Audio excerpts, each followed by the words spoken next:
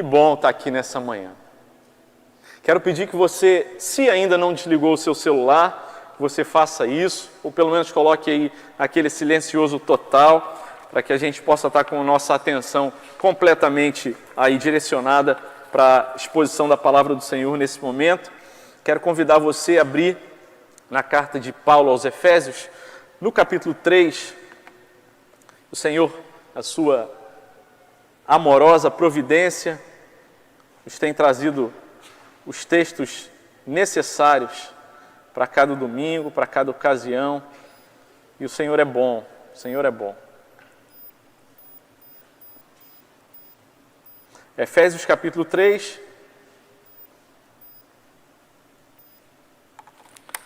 nós vamos ler a partir do versículo 1 até o versículo 13, como nós fizemos em outras ocasiões. Estamos estudando e meditando nessa perícope. E a palavra de Deus diz assim, a partir do versículo 1.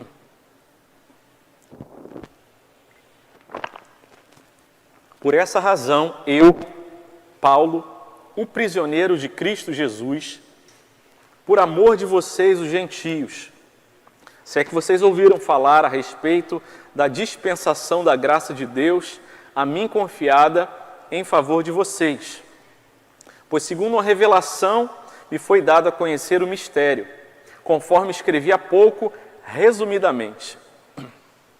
Ao lerem o que escrevi, poderão entender a minha compreensão do mistério de Cristo, o qual em outras gerações não foi dado a conhecer aos filhos dos homens, como agora foi revelado aos seus santos apóstolos e profetas pelo Espírito.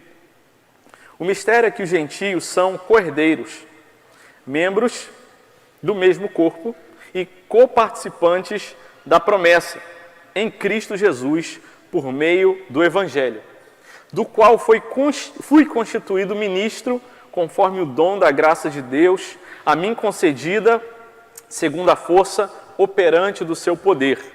A mim, o menor de todos os santos, foi dada esta graça de pregar aos gentios o Evangelho das insondáveis riquezas de Cristo e manifestar a todos qual é a dispensação do mistério, que durante tempos passados esteve oculto em Deus, que criou todas as coisas.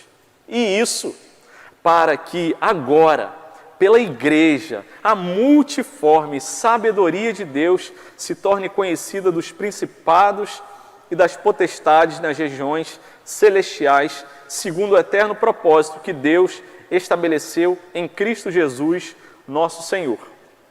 Em Cristo temos ousadia e acesso a Deus com confiança mediante a fé nele.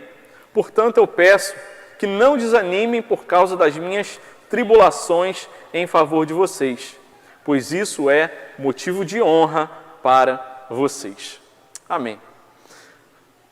A carta de Paulo aos Efésios é uma carta que investe muito no tema de definição a respeito de quem é a igreja e quem são os membros, aqueles que participam da igreja. Na semana passada pensamos sobre aqueles que são coparticipantes, membros do mesmo corpo e co-herdeiros. E nós vamos caminhando nessa retrospectiva, e Paulo se apresenta como prisioneiro antes. No começo da carta ele se apresenta como apóstolo. Ele fala que a igreja é o conjunto dos santos, e ele vai apresentando essas definições, e todas essas coisas não são características naturais daquelas pessoas, mas são características, elementos que Deus deu para a igreja, que Deus determinou. Por causa do sacrifício de Jesus é que a igreja se tornou o que ela é, e ela é o que ela é por causa dos méritos de Jesus, por causa da graça e da misericórdia de Deus. Então é sobre isso que a carta de Paulo trata, sobre quem é a igreja. E temos pensado sobre isso nesse ano, porque num ano de transição é importante nós, nesse freio de arrumação, nessa parada estratégica, olharmos para nós e pensar quem nós somos, de onde nós viemos, para onde nós estamos indo, para que a gente possa compreender o propósito de Deus para a nossa vida. Isso precisa ficar bem claro, porque haverão dias muito bons, muito alegres, de celebração, de felicidade, de gozo, de coisas dando certo, de planos sendo realizados. Mas haverão dias também em que as coisas não vão sair de acordo com aquilo que nós imaginávamos que deveria acontecer. Mas nesses dias em que a gente parece não conseguir compreender todas as coisas, o que nos segura, o que nos mantém firme, é aquilo que Deus colocou em nossos corações, em nossas mentes. Não aquilo que o nosso sentimento, as nossas emoções, os nossos arrepios e percepções podem nos dizer, mas aquilo que a palavra, a regra de fé e prática nos diz que nós somos. No capítulo 1, o apóstolo Paulo ele vai louvando a Deus por tantas bênçãos, tantas coisas que já foram derramadas na vida do seu povo.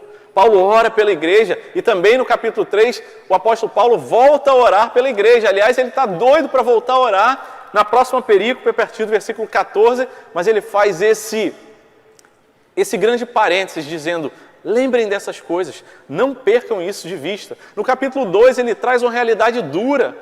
Nós somos aqueles que eram inimigos de Deus, perdidos, mas pela graça do Senhor, pela bondade dele, nós fomos salvos.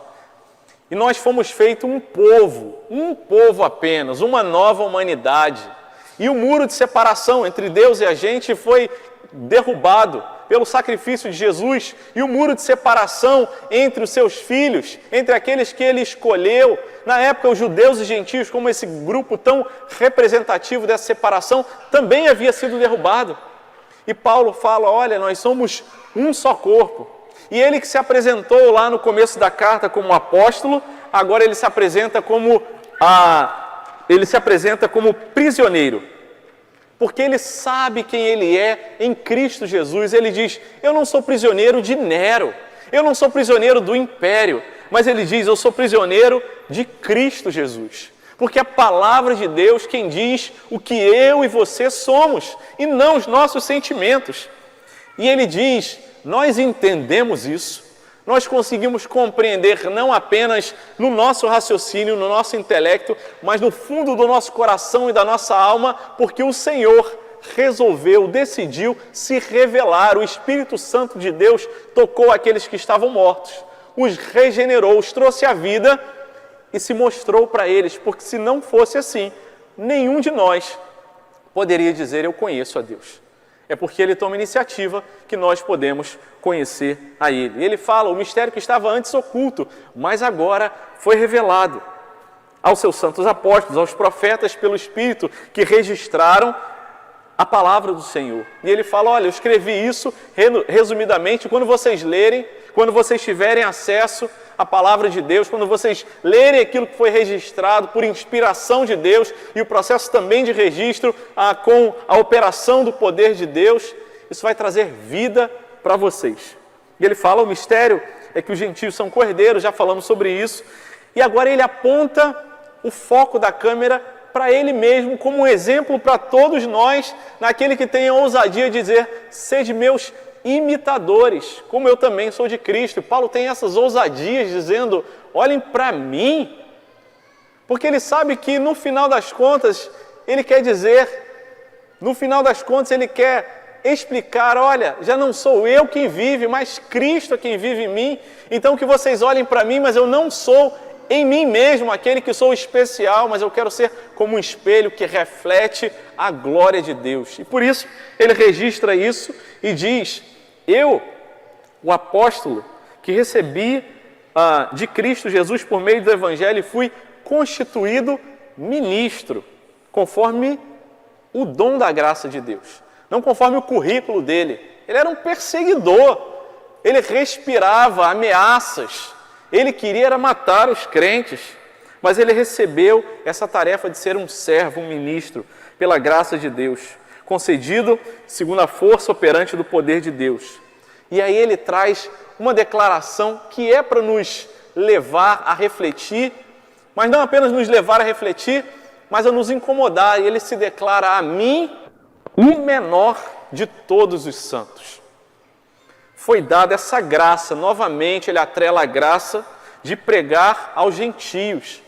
Eu que sou o menor de todos os santos, Eu conheço a minha história, eu fui perseguidor, mas Deus me alcançou, eu era o menor de todos os santos, mas me foi dada essa graça, quando no caminho de Damasco, Jesus aparece para ele e fala: você vai ter o privilégio de sofrer, de me conhecer, de sofrer por mim e pregar aos gentios. Ele se apresenta como esse apóstolo dos gentios, aquele apóstolo como nascido fora de tempo, naquele grupo de apóstolos que estabeleceram os fundamentos ali da igreja em Cristo. E ele traz uma expressão aqui que é para a gente parar e ficar refletindo dias e dias. Aliás, o autor Martin Lloyd Jones, ele tem comentário extenso, e cada comentário dele ele coloca um título que ele pega de um versículo, e esse terceiro capítulo que ele comenta, o título do comentário é justamente esse: As Insondáveis Riquezas de Cristo. Aquilo que ninguém pode sondar completamente. Deus se revela, Deus se mostra, a gente tem acesso a essas coisas, mas nós precisamos ter essa noção de que tudo que a gente consegue ter acesso ainda é tão pouco diante da profundidade, da insondável riqueza de Cristo, diante da qual devemos meditar e nos maravilhar e falar: Senhor, o Senhor me deu acesso a essas insondáveis riquezas. E essas riquezas Deus manifestou de acordo com a economia dele, com a dispensação do mistério durante os tempos passados. Não é alguma coisa que Deus fez de surpresa, no improviso, mas faz parte do plano redentor de Deus, desde os tempos eternos. E a partir do versículo 10, nós não vamos olhar aprofundadamente do versículo 10, mas ele traz um spoiler para a gente do próximo capítulo dessa série, que eu falo: Senhor, eu quero começar a estudar e a ler os comentários e preparar essa mensagem, em que ele diz: e para que agora, pela igreja, a multiforme sabedoria de Deus se torne conhecida. O apóstolo Paulo, ele fala sobre a identidade da igreja, quem a igreja é, e a partir do versículo 10 ele diz: e é para isso, e essa é a função da igreja de Deus. Mas não hoje, uma coisa de cada vez. O apóstolo Paulo, ele traz para a gente, na carta de Paulo aos Efésios, trouxe para os Efésios e traz para a gente como o Evangelho define a nossa vida. Ou um subtítulo: a subversiva identidade do crente segundo o Evangelho. A subversiva identidade do crente, porque o crente é aquele que recebe um tesouro insondável, mas pode diante do Senhor dizer: eu sou um servo, eu sou o menor de todos os santos. E aquilo que o mundo define como: ei, não está fazendo sentido. Se você é o filho do dono do mundo, como você se considera um servo? Como você se considera o menor de todos? Mas essa é a subversiva, talvez até paradoxal para o mundo. E quem não tem o Espírito Santo de Deus, quem não foi alcançado pela graça, quem não foi regenerado, vai continuar achando esquisito. E a gente mesmo tendo sido regenerado, a gente se incomoda e fala assim: nós somos servos. Mas é essa subversiva identidade. É assim que nos define a palavra de Deus. Como o Evangelho define a nossa vida. Depois de uma eleição, depois de sair o resultado de uma eleição, a pergunta que a gente faz é: e agora? Como vai ser a vida daqui para frente? Eu estava calculando a minha vida e projetando que se um candidato fosse eleito, as coisas aconteceriam dessa forma. E seria aquilo que eu queria. Ou eu penso talvez o contrário, mas não foi o meu candidato, mas foi o outro candidato. E eu fico pensando: e agora? Eu não estou no controle. E nunca esteve. E não vai estar. E o que define você não é a situação política. Não é a situação da igreja em dias de paz ou dias de tribulação, mas o que define a sua vida é o que a palavra de Deus diz que nós somos. E é para isso que nós temos que olhar e ancorar o nosso coração e a nossa alma. Porque haverão dias bons, dias de bonança, de fartura, mas haverão dias de doença, de tristeza, de perseguição, de luta, de falta de respostas.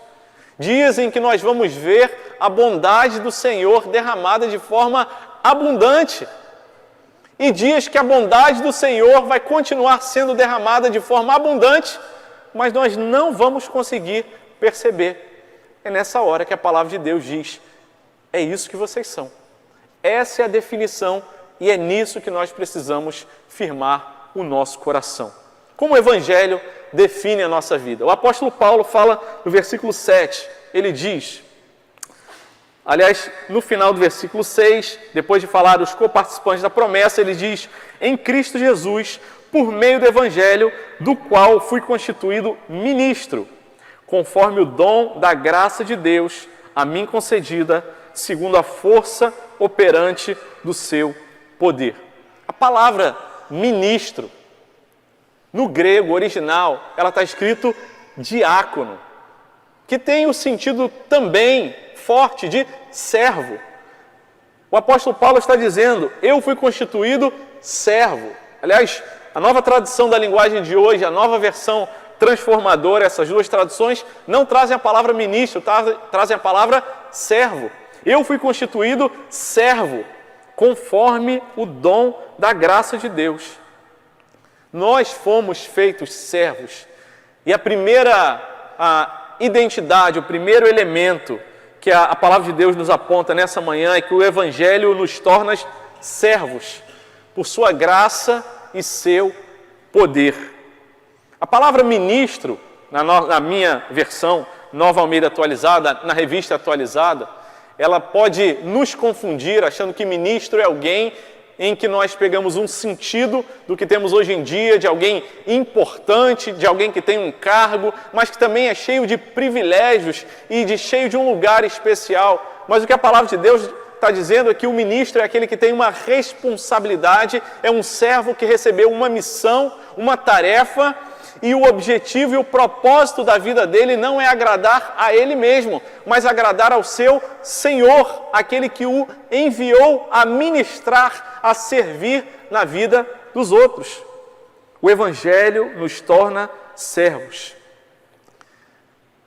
2 Coríntios capítulo 4, versículo 7, o apóstolo Paulo diz: nós temos este tesouro em vasos de barro, para que a excelência do poder seja de Deus e não de nós. Nós somos os servos que carregamos esse tesouro, responsáveis por ministrar, viver, proclamar esse tesouro da palavra de Deus. Ser servo é aquilo que Jesus nos ensinou a fazer, ensinou aos seus discípulos. Num dos últimos momentos ali com os discípulos, antes daquela última temporada de Jesus aqui na terra começar, quando ele é preso, antes ali do momento da ceia, naqueles últimos momentos, ele junta os discípulos e eles estão ali esperando que o mestre fale alguma coisa. Isso está registrado em João no capítulo 13, e Jesus amarra uma toalha, um pano na sua cintura, e se ajoelha diante de cada um dos apóstolos e começa a lavar os pés dos apóstolos. E imagina a cena, você ter os seus pés lavados por Jesus. E Pedro dá aquele pinote e fala: não, Senhor, não é assim, eu que tenho que lavar os seus pés. Calma, Pedro, deixa eu ensinar vocês. Abre o teu coração. E Jesus continua a lavar, e depois de ter lavado, João 13, versículo 12, diz a palavra de Deus, ele tomou as vestes, se recompôs, voltou à mesa e perguntou: vocês compreendem o que eu fiz? Vocês estão entendendo o que eu fiz? Versículo 13, João 13, 13, vocês me chamam de mestre e Senhor, e dizem bem, porque eu sou. Ora, se eu sendo Senhor e mestre, eu lavei os pés de vocês, também vocês devem lavar os pés uns dos outros. Não apenas daqueles que vocês gostam, não apenas daqueles que vocês têm afinidade, não apenas daqueles que vocês concordam em todas as coisas, mas vocês devem lavar os pés uns dos outros, porque eu vos dei o exemplo para que, como eu fiz, vocês façam também. E meus irmãos, Aleluia, porque a palavra do Senhor nunca nos dá um imperativo, uma ordem, sem antes nos dar um indicativo, a condição da gente fazer aquilo, e a gente só faz isso porque o Espírito Santo veio morar em nós, e é o próprio Senhor Jesus que lava os pés uns dos outros através da nossa vida. E sim, pense em lavar os pés daquele que votou num candidato diferente de você. Ore por ele, ore por aquelas pessoas que te perseguiram. E vamos deixar um pouco o assunto de política de lado, mas orem por aqueles que você teve alguma dificuldade. Se coloque à disposição do Senhor para falar: Deus, como eu posso servir a essa pessoa? Como eu posso ser bênção na vida dessa pessoa? Porque foi isso que a Tua Palavra me ensinou, é assim que a Tua Palavra me torna. Maridos, diariamente, lavem os pés das suas esposas. Tenham coragem de falar: minha esposa, me perdoa. Como é que eu posso servir a você? Esposas, sirvam aos seus maridos também com alegria. Tenham coragem de pedir perdão, tenham coragem de se colocar à disposição, mas sirvam uns aos outros. Pais, lavem os pés dos seus filhos. Filhos, lavem os pés dos seus pais. Como servos, possamos ser servos uns dos outros. Ah, mas aquilo que ele fez para mim doeu e me machucou demais. O Senhor sabe disso.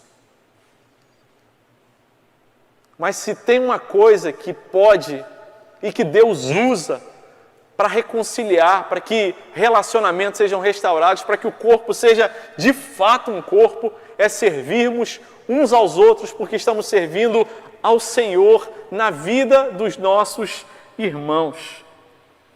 Em verdade eu vos digo, segue o Senhor dizendo, que o servo não é maior do que o Senhor, nem o enviado maior do que aquele que enviou. Ora, se sabeis essas coisas, bem-aventurados sois se as praticarem. Só quem compreende de verdade o Evangelho, só quem foi alcançado, regenerado, pode ser designado como servo e sentir não aquele que é humilhado, mas aquele que se sente privilegiado porque sabe que o seu Senhor é um Deus bondoso, amoroso. É aquele que te dá um propósito de vida e fala: Deus, que bom que eu posso ser ministro, servo do Senhor, de acordo com a Tua graça, não de acordo com o meu currículo, não de acordo com as minhas características, mas de acordo com a Tua graça. E é a graça do Senhor que nos dá esperança de podermos obedecer a Ele. E é o poder do Senhor que nos dá esperança de fazer aquilo que Ele nos orienta a fazer. No final das contas, nós sempre seremos servos de alguém ou de alguma coisa. Ou nós vamos ser servos do Senhor e servir uns aos outros. Ou nós vamos servir a nossa falta de fé, a nossa ansiedade, a preocupação com a situação ao nosso redor. Alguma coisa sempre nós vamos servir. E a liberdade plena está somente em servir ao Senhor. E é por isso que no mesmo Evangelho de João registra a palavra do Senhor no capítulo 8, versículo 36, quando Jesus diz: se, pois, o Filho do Homem vos libertar, vocês serão verdadeiramente livres. E é ser livre para a gente poder servir ao outro. Servir ao seu irmão e à sua irmã que está ao seu lado, que você não tem muita intimidade, que você prefere ficar na sua ali, mas que muitas vezes Deus fala: olha para ele, olha para ela, está precisando de um abraço. Olha para os seus vizinhos, para a vizinhança da nossa igreja. Temos orado, temos buscado ao Senhor e Deus tem trazido ao nosso coração: Deus, ajuda-nos a não sermos uma igreja de consumidores, de gente que vem e consome a palavra, a comunhão, o ambiente, e sai dizendo: hoje foi bom o culto, hoje eu não gostei tanto, porque veio para consumir, para avaliar, para receber e não para servir ao Senhor. Aliás, em inglês, a palavra culto é traduzida como service, serviço. E é uma palavra muito apropriada, porque quando a gente vem, a gente recebe, a gente é abençoado, mas o nosso coração precisa ser: eu vim para servir. Foi esse o exemplo que o meu Senhor deu, a ordem que Ele deu e a condição que Ele me dá. 1 Pedro 4,10: sirvam uns aos outros, cada um conforme o dom que recebeu, como encarregado de administrar bem a multiforme graça de Deus. Deus te deu uma forma para você servir, uma capacidade, um talento, alguma coisa que Ele colocou que você faz muito bem, com alegria, e que você pode servir, e aproveite isso que Deus te deu. Isso vai te dar um sentido. Aliás, crentes e não crentes foram criados para servir uns aos outros, e é por isso que a gente vê crentes e não crentes, regenerados e não regenerados, quando tem a oportunidade de servir, de ajudar ao outro, se sentem tão bem, porque foram criados para isso. E o apóstolo Paulo fala: a mim foi dada a graça de ser ministro do Evangelho aos gentios, e a todos nós de igual forma. E o servo, ele é aquele que serve ao seu Senhor, e é aquele que vem para servir, e que se é marcado um mutirão, um trabalho em equipe, e ele veio sozinho e está cheio de vassoura ali para varrer, e só ele pega a vassoura, ele não fica com raiva, ele não fica chateado, aborrecido: ninguém veio, só eu que faço as coisas aqui. Ele não fica assim, porque ele não está fazendo nem para as pessoas, nem para ser visto pelas pessoas, mas ele faz para o Senhor, para o Senhor. Ele aceita as críticas, ele aceita as sugestões, ele não é melindroso de falar: não fala assim comigo, porque eu estou fazendo o meu melhor. É difícil isso, meus irmãos. Não é fácil a gente receber crítica, mas quando a gente serve ao Senhor, essa é a definição da nossa configuração interna, do nosso coração. A gente segue servindo, quer as condições sejam favoráveis ou desfavoráveis, porque é pela graça e pelo poder de Deus que a gente segue servindo. A palavra do Senhor nos diz: Deus, o Senhor tem me dado tantas coisas boas, me ajuda a servir aos meus irmãos. Lembre, Jesus se fez servo por nós, Ele serviu com a sua vida, e Ele nos dá essa oportunidade de servirmos ao Senhor. A palavra de Deus diz no Salmo 116, Deus, o que eu darei? Versículo 12. Por todos os seus benefícios para comigo, tudo que o Senhor fez, como eu posso retribuir, como eu posso pagar? É impossível, ninguém dá conta. Mas o salmista segue dizendo: eu tomarei o cálice da salvação e invocarei o nome do Senhor, cumprirei os votos na presença de todo o povo. Eu vou servir ao Senhor e dizer: Deus, muito obrigado.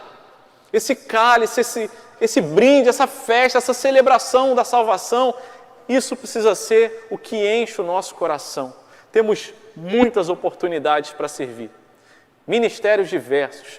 Não perca a oportunidade de ser aquilo que a palavra de Deus define que nós somos, servos conforme o dom da graça de Deus. E o apóstolo Paulo segue dizendo, como o Evangelho define a nossa vida. Em segundo lugar, a palavra do Senhor diz que o Evangelho nos mostra que somos os menores. Versículo 8, a mim, um menor de todos os santos, foi dada esta graça de pregar aos gentios o Evangelho das insondáveis riquezas de Cristo. O apóstolo Paulo traz essas expressões, essa ideia outras vezes. 1 Timóteo, capítulo 1, versículo 15, ele exalta a palavra do Senhor, dizendo: fiel é a palavra e digna de toda aceitação, que Cristo Jesus veio ao mundo para salvar os pecadores, dos quais eu sou o principal. É recorrente esse discurso do apóstolo Paulo dizendo: eu sou o menor, eu sou o principal dos pecadores. Mas a gente não deve olhar para essa palavra e achar, o apóstolo Paulo ele tinha baixa autoestima. Não se trata disso. Uma pessoa que diz: sei de meus imitadores porque eu sou de Cristo, esse não tem baixa autoestima. Antes ele entende, pela graça, misericórdia de Deus, quem ele é em Cristo. E consciente do valor dele em Cristo, ele pode dizer: eu sou o menor de todos os santos. Não se trata de uma falsa humildade, que no final das contas é orgulho e soberba, nem de uma baixa autoestima, que também é pecado de dizer, eu não tenho valor, eu sou pior do que os outros, eu não sou merecedor. De fato, não somos merecedores, mas por causa do valor, da bênção, da presença de Cristo, podemos dizer com o coração tranquilo, eu sou o menor de todos os santos, porque eu não quero me comparar com os outros, a minha comparação não é com as pessoas, mas é com Cristo. E é por isso que ele fala sobre as insondáveis riquezas. O padrão não são as outras pessoas. Embora a construção linguística do discurso aqui faça essa comparação, o foco não é dizer eu sou o pior, mas ele diz eu sou o menor. Porque aquele que serve, aquele que aparenta ser o menor, diz a palavra, esse será visto como o maior. Filipenses capítulo 2, versículo 3, o apóstolo Paulo traz essa ideia novamente. E ele ajuda a gente a pensar nisso e aplicar isso na prática. Ele diz, nada façais por partidarismo ou vanglória, mas façam por humildade, considerando cada um os outros superiores a si mesmo. Que desafio, meus irmãos! Que desafio a gente considerar os outros superiores a nós mesmos. Um desafio difícil, muito difícil, diria eu, sem medo de exagerar, impossível de ser realizado nas nossas próprias forças. A não ser que o Espírito Santo de Deus nos visite e promova o fruto do Espírito em nossas vidas. E tendo essa consciência, eu sou o menor de todos, mas eu não sou o pior de todos, porque o meu valor não está em mim mesmo, está nas insondáveis riquezas de Cristo. Eu posso dizer, eu sou o menor de todos e posso servir aos outros com alegria, porque sirvo, porque recebi do Senhor todas as coisas. A minha saúde, inteligência, talentos, habilidades, oportunidades. Diz a palavra do Senhor, Tiago, capítulo 1, versículo 16, não vos enganeis, meus irmãos, amados irmãos, toda boa dádiva, todo dom perfeito, são lá do alto, descendo dos pais da luz, do Pai das luzes, em quem não pode haver variação ou sombra de mudança. Tudo que a gente tem, a gente recebeu. Todas as coisas boas que o Senhor nos dá, a responsabilidade de sermos mordomos, de cuidar, recebemos do Senhor. Por isso, nós não podemos bater no peito e dizer, eu sou melhor do que os outros, ou melhor do que qualquer pessoa. Meus irmãos, somos sustentados diariamente pela graça de Deus. Semana passada, enquanto falávamos sobre sermos membros de um mesmo corpo, enquanto eu preparava a mensagem e pensava sobre a configuração e a máquina maravilhosa que é o corpo humano, metáfora usada pelo apóstolo Paulo, eu pensava, Senhor, a cada minuto o Senhor nos sustenta.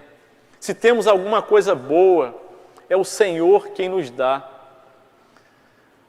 Quando estava na faculdade de medicina, eu ouvi uma estatística que me assustou, mas me ajudou a me prostrar mais ainda diante do Senhor. O índice de aneurismas cerebrais é de mais ou menos 2 em cada 100, 2%. Ou seja, se a gente tem mais de 100 pessoas aqui, provavelmente temos pessoas aqui que têm aneurisma cerebral que é assintomático. Mas essa é a estatística que a medicina apresenta, muitos estudos foram feitos para isso. E o aneurisma, ele é uma dilatação de uma veia, de uma artéria, um vaso sanguíneo que está no cérebro, e ele pode romper a qualquer momento. Uns são menores, outros são maiores. Tem fatores que mexem com isso, a pressão arterial, o estresse, tabagismo e outros hábitos de vida.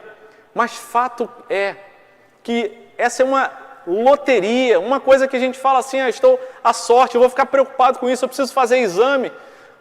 O que eu preciso fazer com isso? Calma, a gente precisa saber que o Senhor nos sustenta.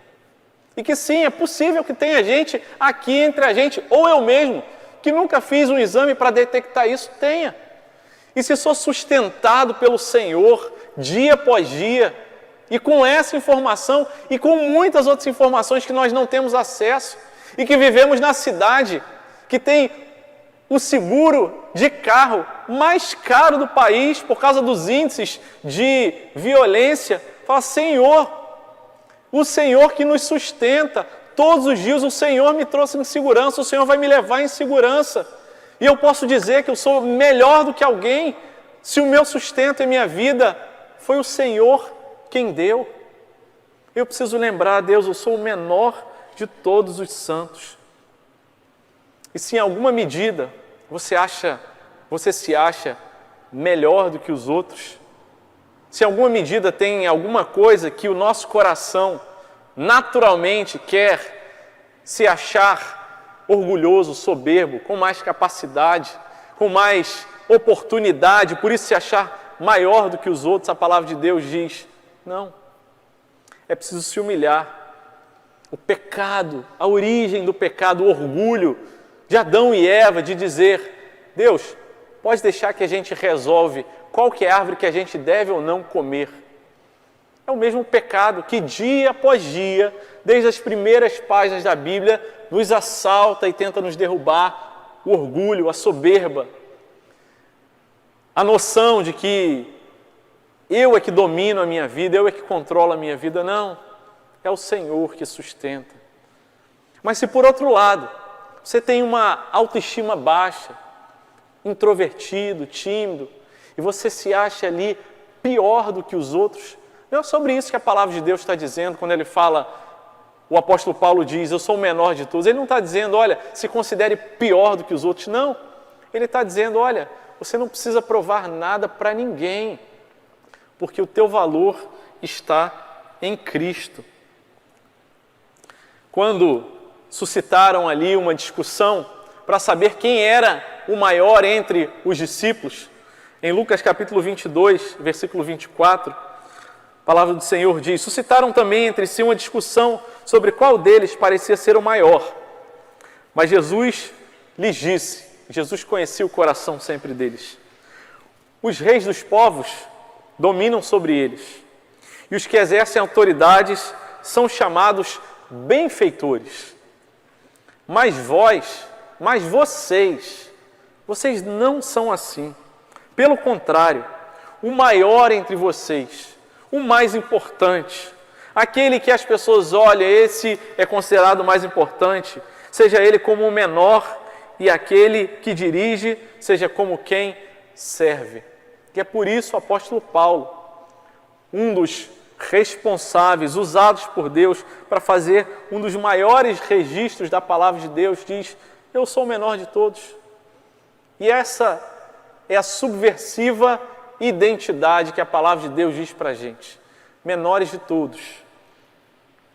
Salmo 19, versículo 11, o salmista faz uma oração e diz, também, Senhor, da soberba, guarda o teu servo, que ela não me domine.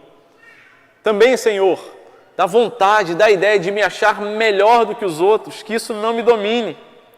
Então, se o Senhor me ajudar, derramar graça, ajudar que a soberba, o orgulho, ele não me domine, então eu serei irrepreensível. A mesma palavra usada ali no começo de Efésios, santos e irrepreensíveis, e ficarei livre de grande transgressão. Assim, quebrando o nosso orgulho, nos achando o menor dos outros. Assim, o corpo pode ser corpo, porque considera o outro mais importante do que você. Assim, a gente não vai julgar o nosso irmão, a nossa irmã, e disse, ele fez isso de propósito, ele sabia que estava fazendo aquilo. Meus irmãos, no mínimo, benefício da dúvida. E se ele tiver feito? Eu não sou o juiz dele, é o Senhor. É o Senhor. Mas eu não sou aquele que tem o direito de falar, ele está fazendo isso mal intencionado. Antes eu sou o menor de todos e falo, Senhor, cuida de mim, cuida da minha vida. Não deixe que a soberba, o orgulho, encha e tome conta do meu coração, me ajuda a ter um coração humilde. É assim que a igreja é definida pelo Senhor. E Paulo só fala essas coisas ousadas, creio eu, porque ele também registra em Gálatas capítulo 2, versículo 20, logo já não sou eu quem vive, mas é Cristo que vive em mim. E o viver que agora tenho na carne, vivo pela fé no Filho de Deus, que me amou e se entregou por mim. Se em alguma medida nas nossas vidas nós nos achamos melhor do que os outros, ou se em alguma medida você tem se sentido humilhado por alguém, se em alguma medida você sente que a sua honra foi maculada, as pessoas amassaram, injustiçaram você, se esse sentimento te domina, visita sua mente, seu coração muitas vezes, talvez seja tempo da gente refletir e pensar: Deus, se eu ainda me sinto humilhado, é porque ainda tem do meu coração e do meu ego. Eu ainda não posso dizer que já não sou eu quem vive, porque sou eu quem vive. Sou eu que estou me sentindo humilhado. Eu não posso dizer, é Cristo que vive em mim. Mas nós podemos nos prostrar e nos render e falar: Senhor, tem misericórdia. Tem misericórdia da minha vida. E o apóstolo Paulo, ele segue dizendo, então, que ele, o menor de todos os santos, foi dado a graça de pregar aos gentios o evangelho das insondáveis riquezas de Cristo e manifestar a todos com a dispensação do mistério que durante tempos passados esteve oculto em Deus que criou todas as coisas. Meus irmãos, a palavra de Deus define a gente como servos, como o menor de todos, porque o nosso referencial são as insondáveis riquezas de Cristo. E pensar sobre isso e falar sobre isso é para assustar qualquer pregador, qualquer expositor da palavra de Deus. Como é que eu vou falar a respeito de uma coisa que a própria palavra de Deus define como insondável riqueza? Aquilo que não pode ser conhecido na sua plenitude. O verbo sondar fala sobre um instrumento que é lançado em alguma superfície, em alguma matéria, em alguma região, e o objetivo é que aquele instrumento ele possa se aprofundar para conhecer aquilo que está não na superfície, mas nas profundezas. É assim que foi. Eu ia falar sobre o pré-sal, mas tem muita gente da Petrobras aqui, depois vai me corrigir, mas pelo meu leigo entendimento, foi assim que foi descoberto o pré-sal, lançando sondas que iam ali por baixo das rochas e encontrar o petróleo lá embaixo. Vamos falar da minha área. É assim que a ultrassonografia, ela faz. Ela não vê apenas a superfície, mas ela vê ali dentro, os órgãos ali dentro do abdômen, a sonda que vai lá dentro. No caso da ultrassonografia, feita ali com uma imagem por causa de uma reflexão daquelas ondas que são lançadas, mas alguma coisa que não está na superfície, aquilo que não pode ser visto, e que a palavra de Deus diz que é insondável, que não é possível que a gente tenha acesso, mas que diz que Deus ele escolheu os seus servos para manifestar, no caso de Paulo aos gentios, o evangelho dessa insondável riqueza de Cristo. E a gente precisa voltar para a palavra e falar: Senhor, o que são essas insondáveis? Aquilo que nos deve maravilhar, aquilo que a gente deve contemplar, refletir, e aquilo que nos define por causa daquilo que o Senhor fez e revelou para a gente. O padrão a partir de qual, o parâmetro a partir de qual nós devemos olhar e viver a nossa vida, e não a partir daquilo que o mundo ele diz que é, mas as insondáveis riquezas de Cristo. E quando a gente olha para esse quadro, dessa riqueza maravilhosa, nós não temos como dizer outra coisa senão que nós somos servos e o menor de todos os santos. E é por isso que Paulo se apresenta assim, e eu volto a falar do versículo que falei no começo, 2 Coríntios 4, 7, temos, porém, esse tesouro dessas riquezas em vaso de barro, para que a excelência do poder de Deus seja de Deus e não de nós. Do que se tratam essas insondáveis riquezas? Que o apóstolo Paulo, em Romanos 11, diz: ó profundidade da riqueza, tanto da sabedoria como do conhecimento de Deus. Quão inexplicáveis são seus juízos, e quão insondáveis os seus caminhos. Pois quem conheceu a mente do Senhor? Ou quem foi o seu conselheiro? Ou quem primeiro deu alguma coisa a Deus para que lhe seja restituído? Mas Deus se revela a nós, se apresenta, tira as escamas espirituais, nos regenera e nos dá acesso a essa maravilha das insondáveis riquezas. E Hebreus nos explica como. Hebreus capítulo 1, versículo 1. Antigamente, Deus falou muitas vezes e de muitas maneiras aos pais pelos profetas. Mas nesses últimos dias, Ele nos falou pelo Filho, a quem constituiu herdeiro de todas as coisas e também pelo qual fez o universo. E Ele começa dizendo: quem é essa insondável riqueza? Esse lugar onde a gente encontra descanso, onde há sentido para a nossa existência, onde há esperança diante de dias de angústia. O Filho, que é o resplendor da glória de Deus, a expressão exata do seu ser, sustentando todas as coisas pela sua palavra poderosa. Depois de ter feito a purificação dos pecados, assentou-se à direita da majestade nas alturas, tendo se tornado tão superior aos anjos quanto herdou mais excelente nome do que eles. Ele é o herdeiro de todas as coisas convergem para a glória dele. E nós temos a maravilhosa oportunidade de vivermos a nossa vida ancorado nessa verdade e em nenhuma outra. A nossa vida precisa convergir para o herdeiro de todas as coisas, o resplendor da glória de Deus. A nossa vida aqui é passageira e isso é eterno.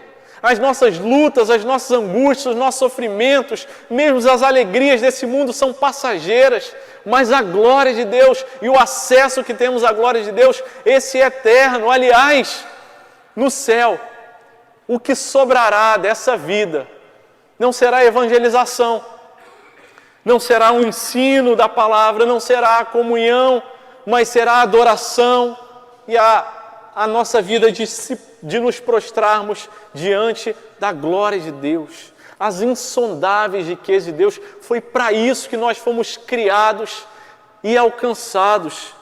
Cristo é a expressão dessa glória e Ele precisa ser tudo em nossas vidas. Colossenses, capítulo 1, versículo 13. Ele nos libertou do poder das trevas. Nós estávamos em trevas, cegos, perdidos. E Ele se revela e não apresenta apenas a criação, mas Ele apresenta as insondáveis riquezas. E Ele nos transportou para o reino do Seu Filho amado, em quem temos a redenção, a remissão dos pecados. Ele é o Cordeiro de Deus, que tira o pecado do mundo, que nos dá acesso, que nos dá ousadia para chegar à presença de Deus. São essas as insondáveis riquezas de Cristo. Ele é a imagem do Deus invisível, o primogênito de toda a criação, o Pai bondoso. Nele foram criadas todas as coisas, nos céus, na terra. Tudo foi criado por meio dele, para ele, e antes dele todas as coisas. Ele é o alfa, o começo, o ômega, o fim. Todas as coisas foram criadas para o Senhor. Mas a segunda-feira, o nosso dia de trabalho volta amanhã. E como é que essas coisas se aplicam na nossa segunda-feira? Porque é tão bom ouvir essas coisas no domingo, mas as angústias vêm, as dificuldades aparecem, as perseguições, os sustos, as notícias que nós não esperávamos.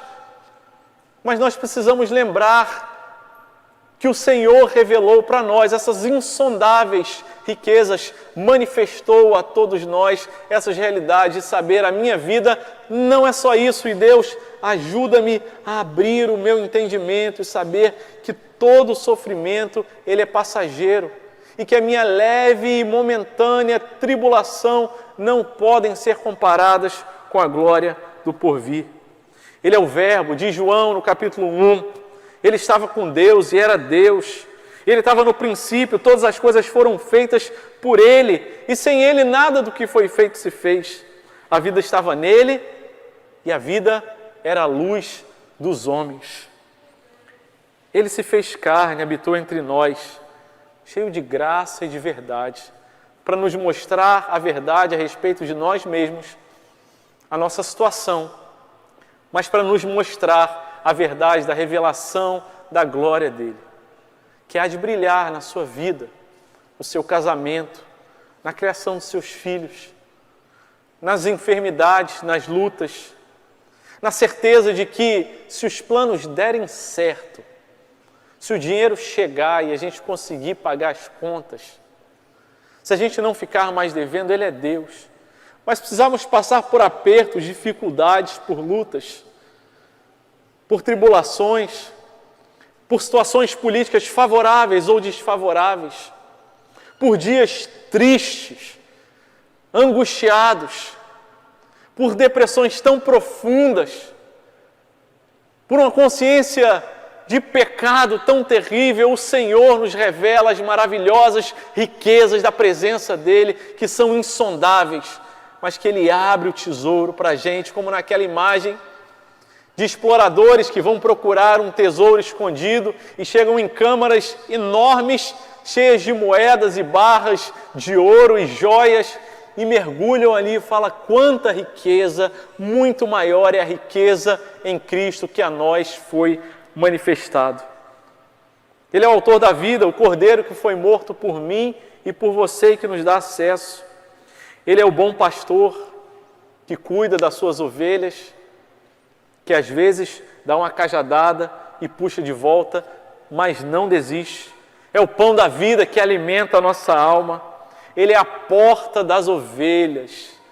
Ele não é só aquele bom pastor, mas é aquele que tal comprometimento tem com as suas ovelhas, que dorme ali à porta das ovelhas e protege e guarda.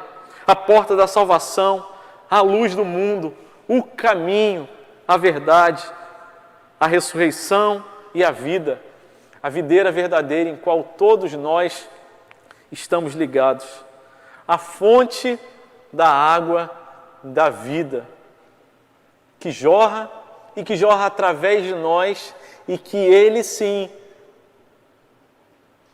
fonte das insondáveis riquezas, pode trazer satisfação ao seu coração e à sua alma. Nenhuma coisa nesse mundo. Seu casamento não vai fazer isso por você.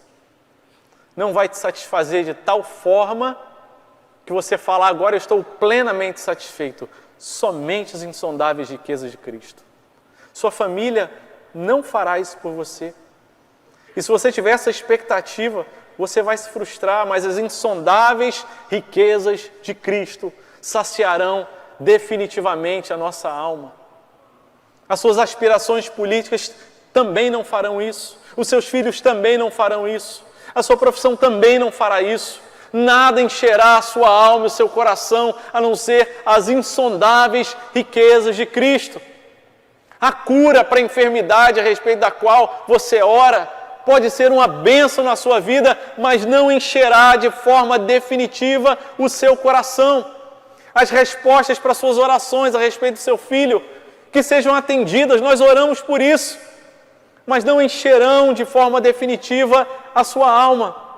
Somente as insondáveis riquezas de Cristo, que Deus revelou, que Deus planejou desde a fundação do mundo. O Deus que criou todas as coisas. A sua vida, a minha vida, a vida da igreja, não é uma história aleatória, fruto de um destino, de um acidente, de um susto cósmico. A sua vida é fruto de uma história planejada por um Pai amoroso, que não desistiu de você e quer se revelar a cada dia mais e mais o amor, a graça e a bondade daquele que se fez carne, habitou entre nós e entre nós permanece. Ele é a rocha dos séculos. Que a nossa alma esteja ancorada nele. Ele é o bom pastor, que a nossa alma possa descansar nele. E assim, somente assim, eu vou poder dizer: Deus, que privilégio ser chamado de servo de Deus, o menor de todos os santos, que precisa servir a todos, que recebeu essa missão, essa responsabilidade, porque sabe que já recebeu tanto e que não há nada que eu possa fazer para pagar. Mas o meu serviço é apenas expressão do meu amor, a minha resposta em gratidão.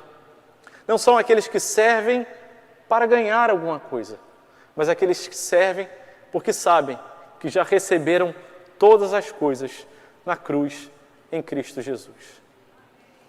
Quero convidar você a fechar os seus olhos, abaixar sua cabeça e meditar sobre como as insondáveis riquezas de Deus têm feito diferença na sua vida.